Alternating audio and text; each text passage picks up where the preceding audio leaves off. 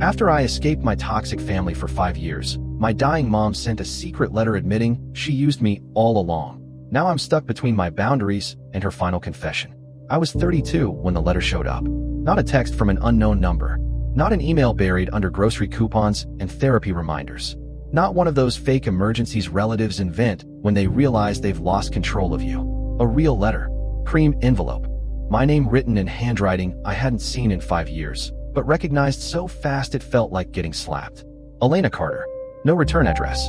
I stood in my kitchen holding it over the trash can for a full minute. That sounds dramatic, but if you've never gone no contact with your family, you don't understand how much work it takes to build a life they can't reach. You don't just block numbers. You relearn your own thoughts. You stop flinching every time your phone buzzes. You stop explaining why, but they're your family isn't the magic sentence everyone thinks it is.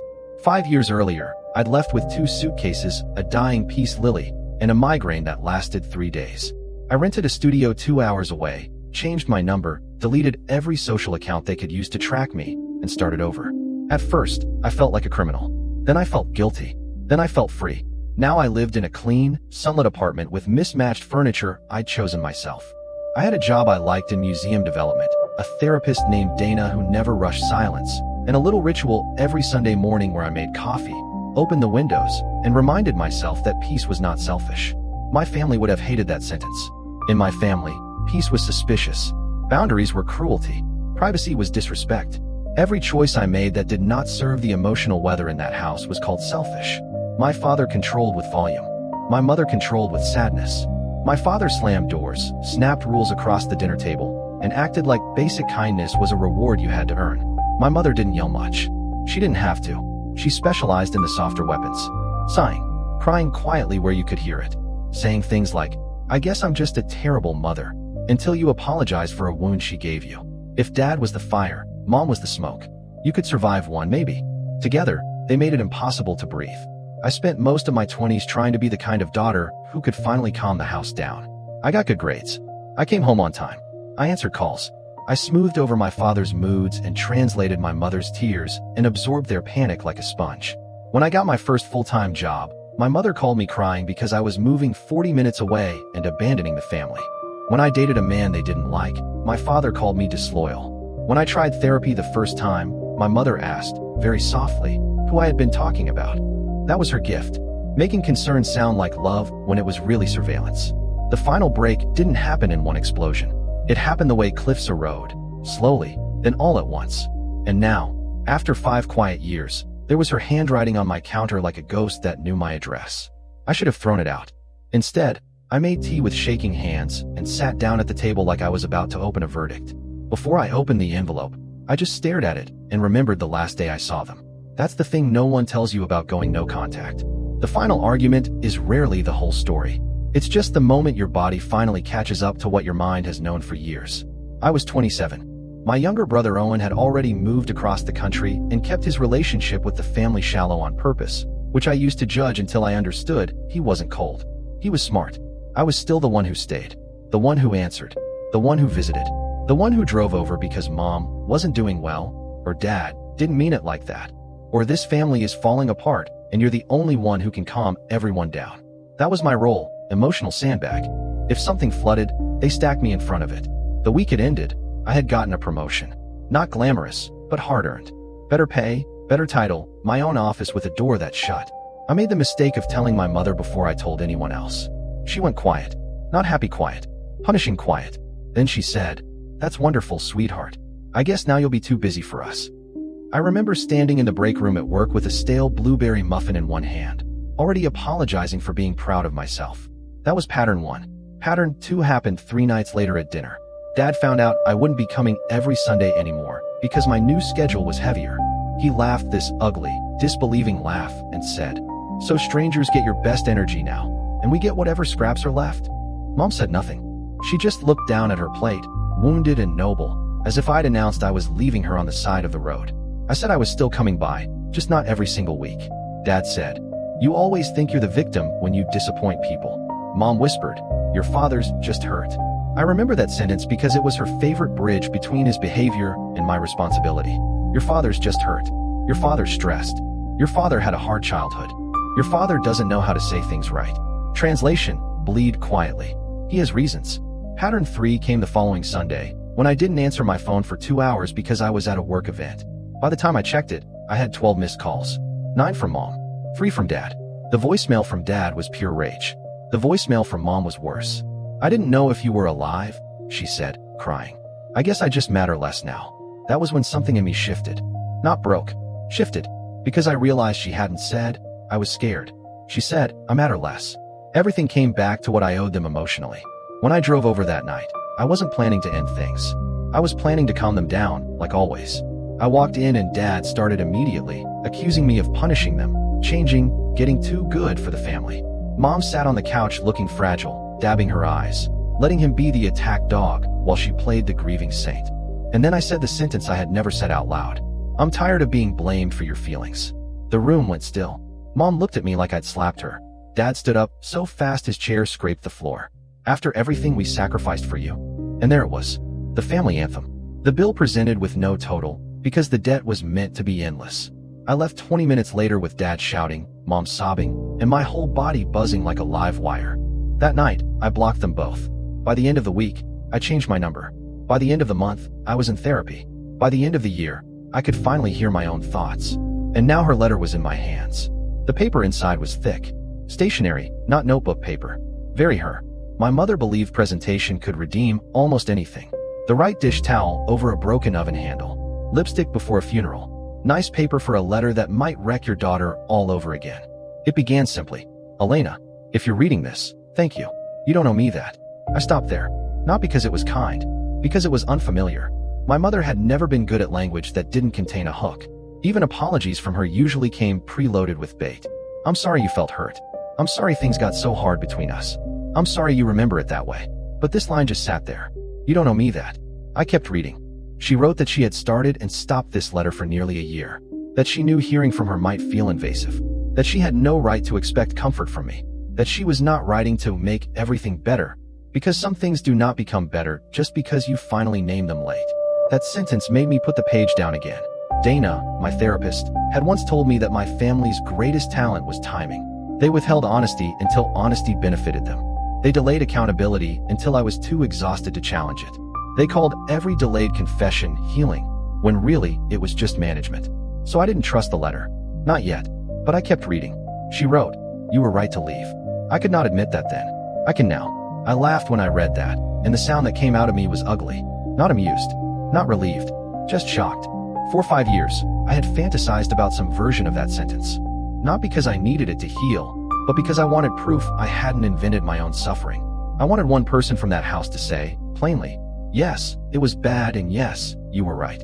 And now that it was there, black ink on cream paper, it didn't feel satisfying. It felt late. She went on. She said she had failed me in ways both active and passive, which was such a carefully chosen phrase I read it twice. She admitted she had asked me to manage my father's moods from too young an age. Admitted she leaned on me emotionally when I should have been allowed to just be her child. Admitted she let me become the stable one because it made the household easier to survive. That one hit. Because that was true. I wasn't the stable one. I was the child least allowed to fall apart. There's a difference. Then came the part that made my shoulders tighten. She wrote that she had not protected me from my father because she was afraid. Not only of his temper, but of what would happen financially if she challenged him too hard. I could actually hear Dana in my head. There can be context without absolution. Still, my pulse kicked up. My father had been a tyrant in the house, yes. But outside, he was normal enough to confuse everyone. Steady job, friendly handshake, mowed lawn, paid taxes. The kind of man relatives defended with. Well, he always seemed nice to me. Mom wrote that when I was 11 and Owen was 8, Dad lost a huge amount of money in a business deal he never told us about. That afterward they were close to losing the house. That he took extra work. That she sold jewelry from her grandmother, then lied and said she'd misplaced it. That every month became a negotiation behind closed doors, and fear turned the house mean. I stared at those lines for a long time, because I had never known any of that. I just knew the shouting got worse around that age. The criticism got sharper. The guilt got heavier. Mom cried more. Dad exploded faster. I thought that was just my childhood hardening into its final shape. Apparently, there had been panic under it. It didn't erase anything, but it changed the lighting. I wish I could say the letter immediately made me soften. It didn't. What it made me do was pace. I carried those pages from the kitchen to the living room and back like they might rearrange themselves if I stared long enough. Every paragraph seemed to land in two places at once. The adult part of me that understood complexity and the younger part of me that wanted to scream, so what? So what if money was tight? So what if she sold jewelry? So what if he was ashamed and she was afraid? None of those things tucked me in when I cried in the bathroom after Dad tore into me for getting a B+ in chemistry. None of them stopped her from telling me, at 16, that you know how he gets, so why provoke him? After he called me selfish for wanting to go on a school trip. None of them changed the night I came home from college at 21 and overheard her telling him, she thinks she's so independent now, because I wouldn't hand over my bank login after he demanded to see my spending. That happened, by the way, more than once. Control in my family didn't always look dramatic. Sometimes it looked practical, concerned, adult. Dad insisted on knowing where my money went because families are transparent. Mom asked detailed questions about my friendships because I worry. They wanted keys to my apartment for emergencies, copies of insurance cards, my schedule, password hints disguised as memory questions. Every boundary I tried to set was treated like evidence that I had become cold. That's why the letter shook me. Because for the first time, my mother wasn't explaining away the damage. She was tracing it. Not excusing. Not fully, but tracing. She admitted she used me as an emotional spouse. Not in those exact words, but close enough to make my stomach drop. She wrote that there were things she should have told a friend, a counselor, a pastor, anyone, but instead she told me. Bills, fears, her loneliness, her resentment, her disappointment in my father, her terror whenever Owen pulled away. She wrote, you became the person I went to for steadiness because you were so good at giving it, and I told myself that meant it did not cost you. I know now it cost you dearly. That sentence hurt worse than the financial revelation, because that was the hidden sacrifice she was actually naming. Not the jewelry, not the unpaid bills. Me. My steadiness was the household currency, and because I gave it so young, everyone acted like it was free. I sat on the floor with my back against the couch and remembered the repetitions that made up my life back then. First repetition, Dad explodes. Mom cries. I comfort Mom. Second repetition, I succeed at something. They turn it into abandonment. Third repetition, I set a boundary. They call it cruelty. Over and over until I couldn't tell love from emotional hostage-taking. The letter did not deny any of that. If anything, it sharpened it. Mom wrote that when I left, Dad spent weeks furious, calling me ungrateful, dramatic, disloyal. She said she repeated some of those words because agreeing with him was the easiest way to survive the room. That line made me so angry I stood up. The easiest way to survive the room. Maybe for her. For me, surviving the room meant becoming so emotionally useful I disappeared inside my own personality. I wanted to hate the letter again. Cleanly. Completely. But then came another paragraph.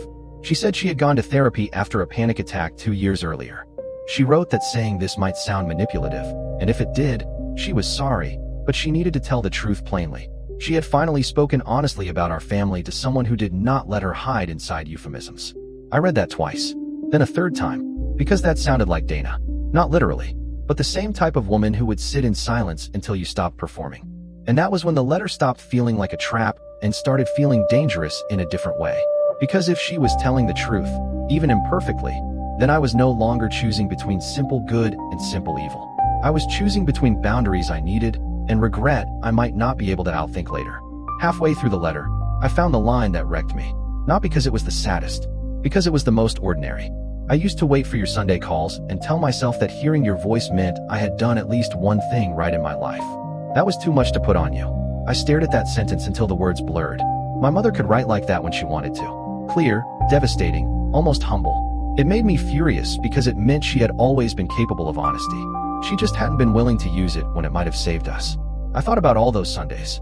The calls I made from grocery store parking lots, from laundromats, from the front seat of my car before meeting friends.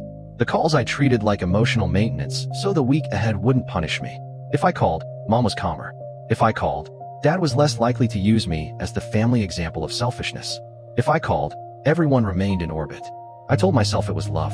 Maybe part of it was, but a lot of it was fear. The letter said my mother knew now that she had relied on my consistency without ever asking what it cost to keep giving it. She said when I disappeared from their lives, the silence forced her to see how much of her emotional stability had been outsourced to me. Outsourced. That word should have felt clinical. Instead it felt exact. Then she wrote something I never expected to read. I was jealous of your freedom, even before you had it. I actually put the pages in my lap and laughed again, softer this time. Not because it was funny, because the truth had a strange elegance to it. Of course she was. My mother married young, had children young, stayed in a life she hated because leaving would have required money, support, and a belief that she deserved more than endurance. I was the daughter who still might get out. The daughter who still had choices. Every healthy move I made must have looked, to some buried part of her, like betrayal. She wrote that my promotion, my independence, my therapy, my refusal to answer immediately, none of it just scared her because it meant losing me. It also confronted her with every door she had convinced herself no longer existed. That did something ugly and tender inside me, because I could understand that, and I hated that I could. Then came a story from before I was born. She and Dad were briefly separated for 3 months when she was pregnant with Owen. I had never known that. She wrote that he slept in his office, that she considered leaving for good, that Grandpa offered to help, but only if she came home without making a scene. She stayed because Dad promised to change, because Owen was coming, because she had no separate savings, because pride and fear are cousins. Again, context, not absolution. Still, I kept reading. She said she was not telling me these things to reframe my childhood as some misunderstood tragedy with noble intentions.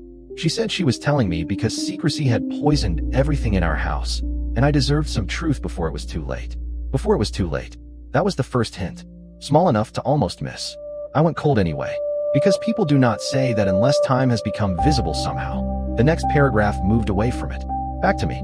She said she had heard, through Owen, only the barest outline of my life. That I was well, that I'd stayed in the city, that I was working, that I looked calmer in the one distant photo he had reluctantly shown her. She wrote that seeing me look calm was both a comfort and an indictment. That was such a mother sentence. Comfort and indictment. Love and guilt in the same breath. I pressed the heel of my hand to my sternum because something there had started to ache. She still had not asked me for anything. And that, more than the confessions, was what made the letter so hard to bear. The hardest part of estrangement is that once you've built a life beyond the reach of chaos, any contact feels like contamination. After years of therapy, I had routines that kept me whole. Morning walks, no phone in bed, journaling when I felt myself spiraling into old guilt scripts, asking, what is actually mine here, before reacting to anyone else's emotions. Dana called it untangling the hook from the line. My family had always baited me with hooks disguised as duty. This letter didn't feel like that, which somehow made it more destabilizing. I stopped reading long enough to call Dana's office, knowing perfectly well she wouldn't have an opening that day. She didn't. I left a message saying I'd gotten contact from my mother for the first time in 5 years and was trying not to blow up my own nervous system about it. Then I made the dumb mistake of looking out the window like someone might be standing across the street, watching. Trauma is embarrassing like that. Your body doesn't care that the thread is paper and ink. It just recognizes an old frequency and starts boarding up the windows from the inside. When I sat back down, the letter had shifted into something steadier. My mother wrote that she and Dad separated for real 18 months earlier. Quietly. No dramatic divorce war, no public scandal. He moved into a condo. She stayed in the house until it sold. Now she lived in a small apartment in a town I'd never been to. That stunned me. All those years, I imagined them still fused together by habit and resentment. It had never occurred to me that she might leave after I was gone. Not because she found courage in time to save me, obviously. That ship had sunk. But because maybe watching me leave had widened the crack in her own life until she couldn't pretend anymore. She did not say that directly. She was too careful for that. But the implication was there. Then she acknowledged the ugliest thing outright. I know part of you may read this and think, so you found your courage after I had already paid the price. That would be fair. I had to close my eyes. Because yes, exactly that. Fair and useless. Accurate and unsatisfying. She had arrived at truth after the child who needed it had become a woman who no longer trusted it. She wrote about my father in a way she never had before. Not monstrous. Not redeemed. Just stripped of the old protective blur. Controlling. Proud. Easily shamed. Tender in flashes, which made his cruelty more confusing, not less. A man who treated dependence like proof of love and independence like betrayal. Again, exact. Then she wrote about the hidden sacrifices, and this was the part that made me cry in spite of myself. Not cinematic crying. Nothing graceful. Just sudden tears falling onto paper because I had not prepared for something so plain. She said there were winters when she skipped meals so Owen and I could have enough groceries without Dad noticing how little was left. That she took in bookkeeping for a neighbor at night while telling us she was watching television. That she sold her wedding china one box at a time through classified ads. That when my college housing deposit was due and I thought a department scholarship adjustment had covered the last amount, It had actually been her. I covered my mouth. That deposit. I remembered crying in relief when the school account suddenly cleared. I remembered thanking the financial aid office in an email. I remembered my mother on the phone that week sounding weirdly bright. I had no idea. And here is the brutal truth. Knowing that did not heal me. It did not make the childhood okay. It did not turn her into the mother I needed. But it complicated my certainty. Because hidden sacrifice can exist alongside real harm.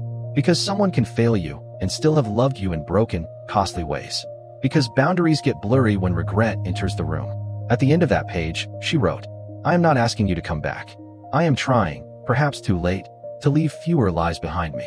That was when I knew I would finish the letter, even if it ruined my week. Maybe my month. Maybe the story I had told myself in order to survive. The final pages were shorter. That scared me more than the longer ones. Long letters still believe in persuasion. Short endings know they're running out of road. My mother wrote that she had rewritten this part many times because she did not want to stage manage my reaction. She did not want to tell me how to feel. She had done enough of that already. Then she said the thing she had been circling the whole time. She was sick. Not the vague, manipulative, not doing well she used to use whenever she wanted attention. Specific sick. Ovarian cancer. Diagnosed the previous spring. Surgery, then chemotherapy, then a period of cautious optimism, then a recurrence in the fall. She wrote that her doctors were not speaking in absolutes, but they were no longer speaking in false brightness either. I felt my body go very still. There are some sentences that don't feel like language at first. They feel like weather changing indoors. She wrote that Owen knew, that he had not told me because she asked him not to use illness as a crowbar. Apparently, he had argued with her about that. Good for him. I should have been angry he kept it from me. I was a little, but mostly I was stunned she had chosen not to weaponize it earlier. 5 years ago, my mother would have led with the diagnosis, underlined it, and found a way to make my absence synonymous with cruelty. Now she tucked it near the end like a fact I had a right to know, not a leash I was expected to grab. She wrote, "This is not my attempt to purchase forgiveness with suffering. Illness does not improve character. It only reduces the number of postponements available." I started crying again at that one, because it sounded like someone who had finally stopped rehearsing innocence. She said she had spent enough of her life waiting for a more convenient season to tell the truth. A season when Dad was calmer. A season when money was better. A season when I seemed stronger. A season when she could make sense of herself first. No such season came. And now she was tired of using delay as a morality. That line was so good it made me angry all over again. She could have been this honest years ago. She could have protected me. She could have told me I wasn't selfish for wanting space. She could have named Dad's behavior for what it was. She could have chosen me, even once, in a way I could feel. Instead, she chose survival until survival calcified into character. And yet, the letter did not ask me to visit, did not ask me to call, did not ask me to make peace, sit at a bedside, hold a hand, listen to apologies in person, perform reconciliation for anyone's comfort. She said she would understand silence. She said if I never answered, the letter would still have done what she needed it to do, place truth somewhere outside her own head before it was buried with her. Then came the line that cracked me open for good. "You were not hard to love. You were hard to keep using once you understood what was happening. I punished you for that, mostly by making you feel cruel. I am deeply sorry." I dropped the pages. Not on purpose. My hands just let go. Because there it was. The sentence beneath all of it. Not you were sensitive. Not you misunderstood. Not we all made mistakes. I made you feel cruel so I could keep access to you. I sat there on the floor with paper scattered around me and cried so hard I got a headache. 5 years. 5 years of rebuilding myself around the absence of words like those. And now they existed. Too late to save my childhood. Too late to give me a mother who protected me in time. But not too late to ruin the clean simplicity of my anger. I didn't sleep that night. I lay in bed with the letter on my nightstand like it was radioactive, and my mind kept toggling between versions of my mother. The one in my memories, composed, wounded, quietly coercive. The woman who stood in the kitchen twisting a dish towel while Dad shouted in the next room and then told me, in a brittle whisper, to just let it go for tonight. The woman who cried when I moved out, not because she'd missed me, but because she was losing access. And the one in the letter, older, stripped down, ill, finally speaking without a defense team. I hated that both could be true. At 3 a.m, I got up and made toast I didn't want. I sat at the counter and remembered things I hadn't thought about in years. The winter formal I missed because Dad said the dress was too attention-seeking, and Mom agreed it would be wiser not to make this a whole thing. The college orientation weekend where every other parent was beaming and mine spent the drive home warning me not to get arrogant, because education made girls think they were better than their families. The time I had bronchitis at 24 and Mom stayed with me in my apartment overnight, rubbing my back when I coughed so hard I threw up. Then casually mentioned the next week that maybe I could visit more often since she had shown up when it counted. That was her. Genuine care with a receipt attached. By morning, I felt skinned alive. Dana called me back at 9:12. I answered on the first ring. I read parts of the letter aloud to her, voice shaking in places, hard and flat in others. She listened without interrupting much, which is how I knew she understood the real danger wasn't the contact itself. It was the meaning-making. When I finished, she asked, "What are you afraid responding would cost you?" Easy. My peace. My hard-won clarity. The structure of my life. The shame hangover that always followed contact. The old gravitational pull. Then she asked, "What are you afraid silence would cost you?" That took longer. Eventually, I said the ugliest answer first. The chance to know I didn't become like them. There was a pause. Then Dana said, "That sounds less like obligation and more like identity." I hated how right that was. Because I did not want to respond out of pity, or guilt, or because cancer had upgraded my mother into someone I suddenly owed softness to. I wanted, maybe, to know whether I could answer without surrendering myself. There is a difference between reopening a wound and touching the scar to prove it closed correctly.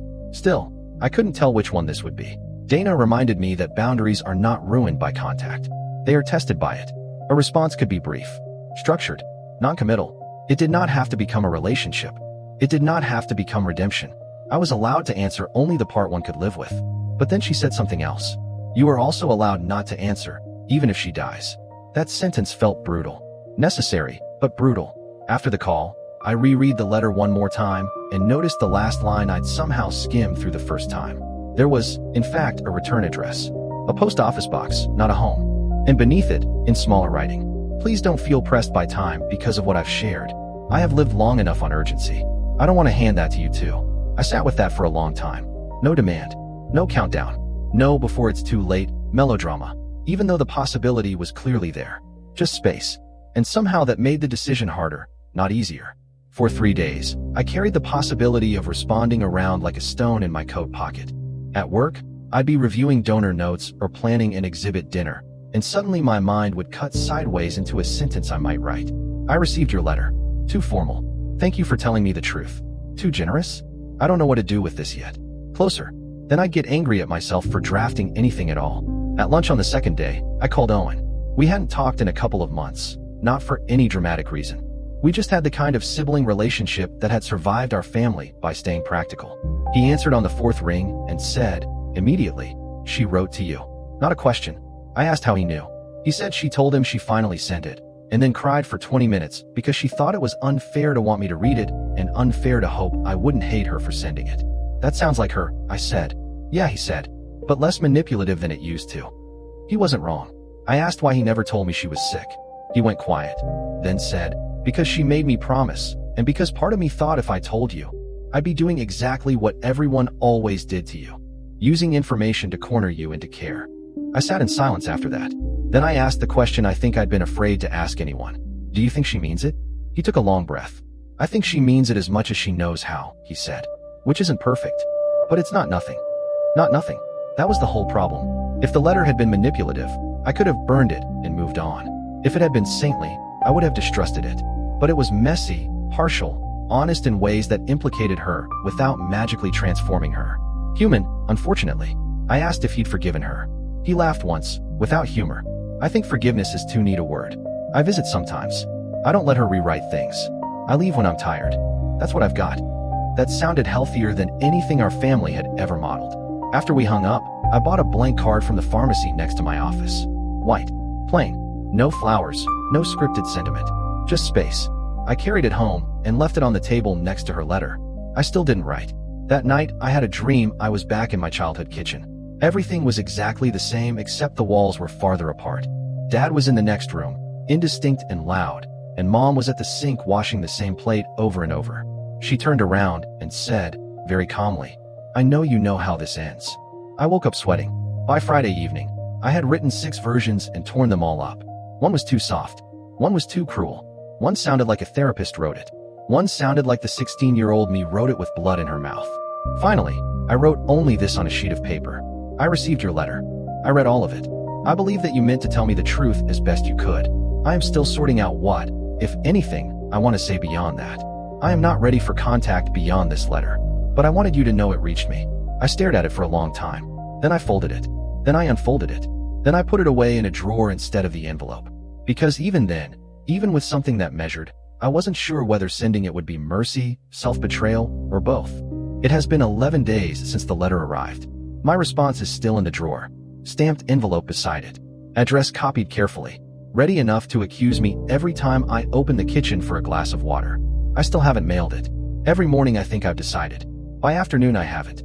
At night, I circle the same questions like they'll eventually become doors. Would answering honor my boundaries because I am choosing it freely? Or would it reopen a channel I fought to close? If she dies and I say nothing, will that be peace? Or just another silence I spend years decoding? If I answer, am I offering closure? Or hope? Because those are not the same thing, and I cannot carry hope for her. That much I know. I cannot become her comfort object again. I cannot become the daughter who translates pain into service. I cannot step back into any room, literal or emotional, where my role is to make someone else feel less guilty for what it cost me to survive them. But regret is its own kind of pressure. Not louder than guilt. Quieter. More elegant. It sits at the edge of things and asks whether mercy has to be unsafe. Whether truth arriving late still deserves witness. Whether a boundary that protects you from pain might also protect you from tenderness you are actually strong enough to survive now. I don't know. I wish I did. That's the least cinematic ending possible, I know. No dramatic drive to a hospice parking lot. No final bedside confession. No miracle reconciliation where 30 years of damage dissolve because one person finally found the right words. Real life is pettier than that, and sadder, and sometimes more honest. So here is what is true. I made the right choice 5 years ago. Leaving saved me. Therapy helped me build a self that isn't organized around crisis. I do not owe my family access just because they finally learned the language of accountability. And yet this letter matters. Because it told the truth where there used to be fog. Because it named the machinery. Because it admitted that love, in that house, was often braided with use. Because it came without a demand attached. Because the woman who wrote it may be dying, and because some part of me, annoyingly, stubbornly human, does not want the last thing between us to be a slammed door if there is a way to keep the lock and still answer through it. Maybe I'll mail the note tomorrow. Maybe I'll tear it up. Maybe I'll write a different one that says less, or more, or nothing at all. For now, the card sits in the drawer, and her letter is folded back into its envelope, and I am living in the space between boundary and regret. It is not a peaceful space, but it is honest. And for someone raised in a house built on emotional pressure, honesty might be the closest thing to freedom I have.